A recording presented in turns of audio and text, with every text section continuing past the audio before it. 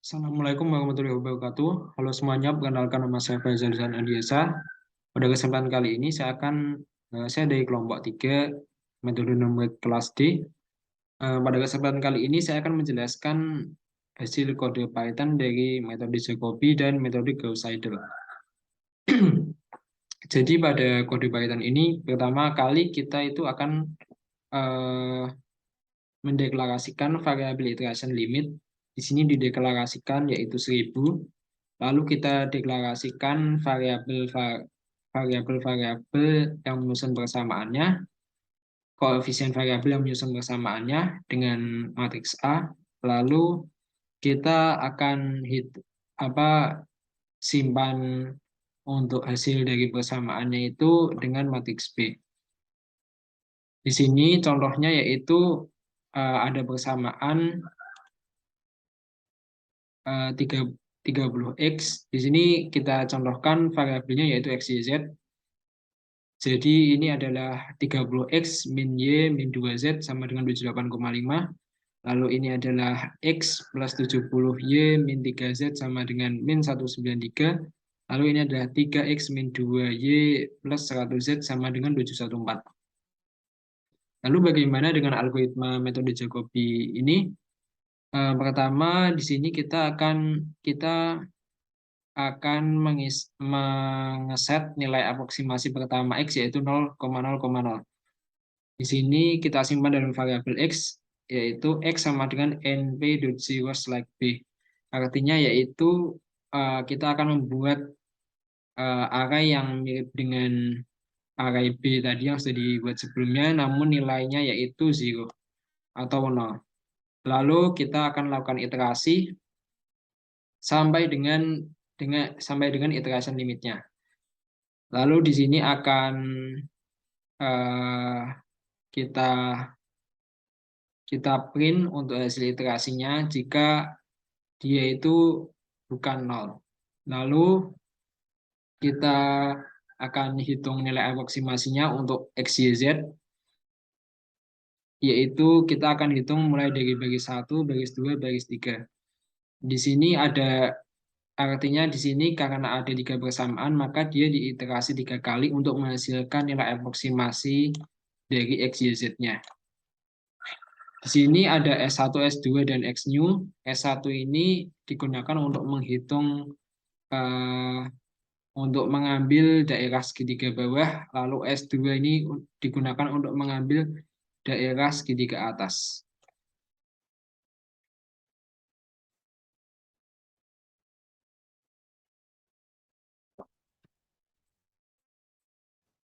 Kita untuk mengambil daerah segitiga atas yaitu ini. Nah, jika kita hitung pada iterasi pertama, tadi kan untuk iterasi ke 0 itu ada 0, 0, 0. Lalu untuk iterasi pertama, yaitu kita akan menghitung X-nya. Jadi pada iterasi pertama dihitung dulu S1-nya terlebih dahulu. Di sini karena S1-nya itu kalau kita lihat ada di segitiga bawah, sehingga dia itu dia tidak akan mengambil nilai 30 ini, lalu sehingga dia hasilnya adalah 0, lalu untuk S2-nya adalah segitiga atas, sehingga kalau dalam baris 1 ini yang diambil adalah min 1 dan min 2, min 1 dikali 0 dan min 2 dikali 0. NP dot itu artinya kita akan mengalihkan min 1 kali 0 ditambah min 2 kali 0. Lalu itu adalah S2-nya, untuk S1-nya tadi 0, lalu kita hitung X-new-nya. X-new yaitu BI min S1 min S2 dibagi AII. Artinya yaitu untuk BI itu adalah hasil dari persamaannya tadi yaitu 78,5 dikurangi dengan S1 yaitu 0 dikurangi dengan S2 yaitu 0 juga dibagi dengan AII yaitu koefisien dari variabel X yaitu 30. Sehingga dibagi 78,5 dibagi 30 sehingga didapatkan untuk variabel X pada nilai aproksimasi yang iterasi pertama yaitu 2,616. Lalu dihitung juga Di sini untuk variabel Y-nya sama seperti tadi. Untuk S1-nya yaitu di sini 1 dikali 0. Lalu untuk S2-nya yaitu min 3 dikali 0. Sehingga kita akan bisa menghitung X-nya, yaitu BI min S1 min S2 dibagi AII. BI adalah min 193,0, lalu dikurangi 0 dibagi dengan AII atau 70, sehingga dihasilkan 2,75714,286. Selanjutnya untuk yang kita akan mencari nilai aproksimasi dari variabel Z. Di sini untuk S1-nya yaitu 3 kali 0 ditambah min 2 dikali 0.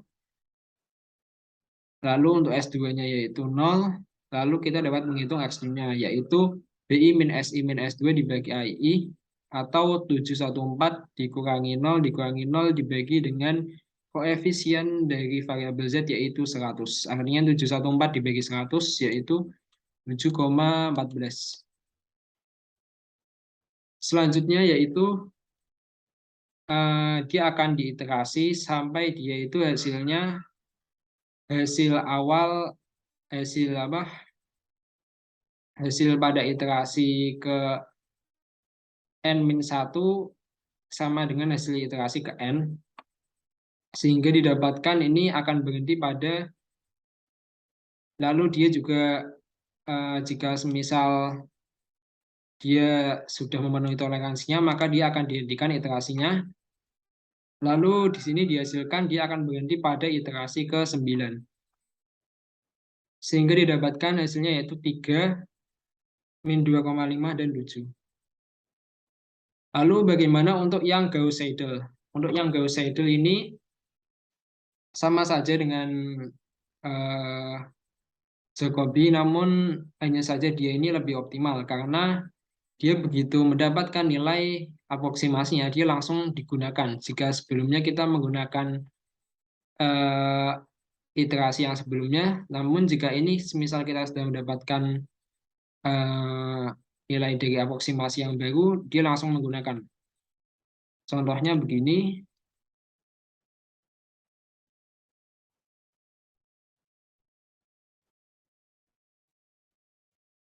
jadi pertama tadi adalah 000, lalu untuk yang kedua, pertama adalah kita inisialisasi lagi 000. Nah, ini yang untuk mencari pada baris pertama ini nilai variabel X-nya, yaitu ditemukan sama seperti tadi ya, min, min 1 dikali 0, min 2 dikali 0, ini adalah hasil dari S2, untuk S1-nya adalah 0, lalu kita dapat menentukan X-nya yaitu BI min S1 min S1 dibagi AII, atau 78,5 dikurangi 0 dibagi dengan koefisien dari variabel X yaitu 30. Sehingga dihasilkan 2,616. Lalu untuk mencari nilai Y-nya kita agak berbeda dengan metode Jacobi. Jadi di sini kita telah mendapatkan untuk X-nya yaitu 2,616. Nah, ini kita akan hitung langsung. Kita akan langsung gunakan hasil dari X pada aproksimasi yang pada iterasi pertama tadi karena sudah didapatkan.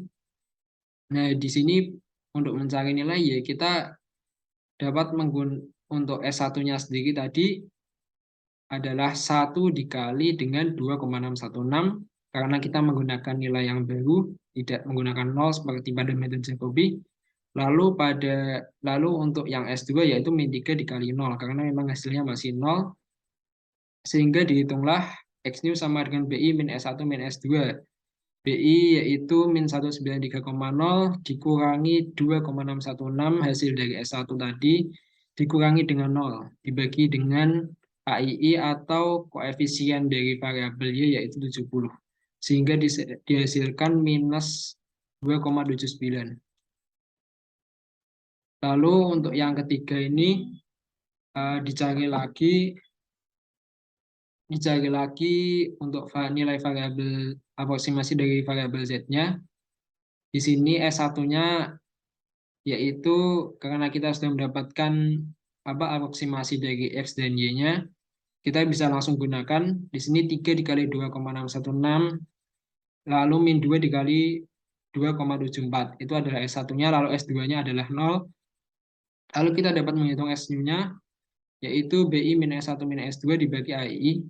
Untuk BI-nya tadi adalah 714,0 dikurangi dengan hasil dari S1 tadi 3 kali 2,616 ditambah min 2 dikali 2,79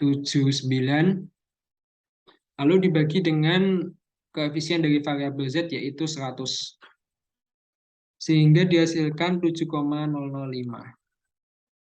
dan akan diiterasi sampai seperti tadi sampai dengan limitnya, atau jika misal belum mencapai limitnya dia telah memenuhi toleransinya dan dia akan di break atau dihentikan. Lalu kita dapatkan hasilnya yaitu pada iterasi dia akan didapatkan hasilnya pada iterasi ke-7. Sedangkan pada metode Jacobi tadi kita lihat hasilnya kita dapatkan pada iterasi ke-9. Artinya dia ini lebih optimal dan lebih cepat. Untuk Gauss Seidel ini lebih cepat dan optimal daripada metode Jacobi. Sekian yang dapat saya sampaikan. Wassalamualaikum warahmatullahi wabarakatuh.